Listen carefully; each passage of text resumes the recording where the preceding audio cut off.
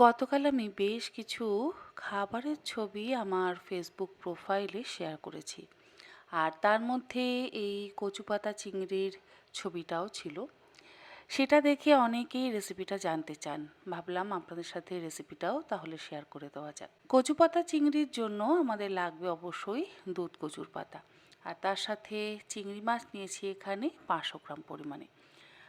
তবে কচু পাতা খেলে বা কচু খেলে অনেকেরই গলা ধরে বা মুখ চুলকোয়।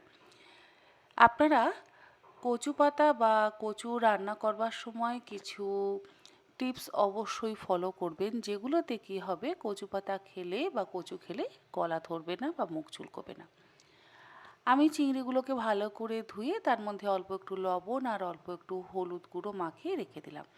আর কচু পাতাগুলোকে অল্প একটু জল দিয়ে তার মধ্যে লবণ আর 2 টেবিল চামচ পরিমাণে ভিনিগার দিয়ে সেদ্ধ করে নিচ্ছি।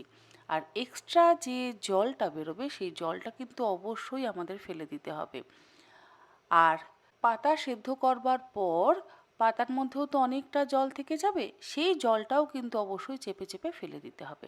একটা মশলা তৈরি করব, তার জন্য গ্রাইন্ডিং জারের মধ্যে 1 টেবিল চামচ পরিমাণে সাদা সর্ষে, 1 টেবিল চামচ পরিমাণে কালো সর্ষে, 2 চা চামচ পরিমাণে সাদা তিল, তার সাথে 2 টেবিল চামচ পরিমাণে পোস্ত। আর এখানে আমি ব্যবহার করেছি ডেসিকেটেড কোকোনাট। যদি ফ্রেশ নারকেল কোড়া থাকে তাহলে আপনারা সেটাও ব্যবহার করতে পারেন। আর ডেসিকেটেড কোকোনাট ব্যবহার করেছি 1/3 কাপ পরিমাণে। স্বাদ অনুসারে লবণ আর 3টে কাঁচা লঙ্কা এবং অল্প একটু জল দিয়ে একদম মসৃণ করে বেটে নিলাম।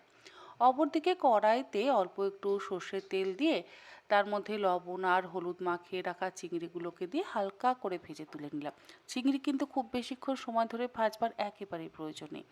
তারপর ওই একই কড়াইয়ের মধ্যে আবারও অল্প একটু তেল দিয়ে সেদ্ধ করে জল ঝরিয়ে নেওয়া কচু পাতাগুলোকে দিয়ে তার মধ্যে হলুদ গুঁড়ো আর বেটে নেওয়া মশলাটাকে দিয়ে খুব ভালো করে ভাজা ভাজা করব। আর কচু পাতাগুলো না, দেখবেন যদি খুব কচি হয় তাহলে একদম গলে নরম হয়ে যায়।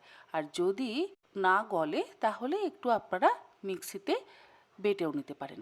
আর এর মধ্যে অবশ্যই টক কিন্তু ব্যবহার করবেন, সে পাতিলেবুর রস হোক বা তেঁতুলের পাল্প বা ভিনিগার। আমি এখানে ভিনিগার ব্যবহার করেছি 2 টেবিল চামচ পরিমাণে।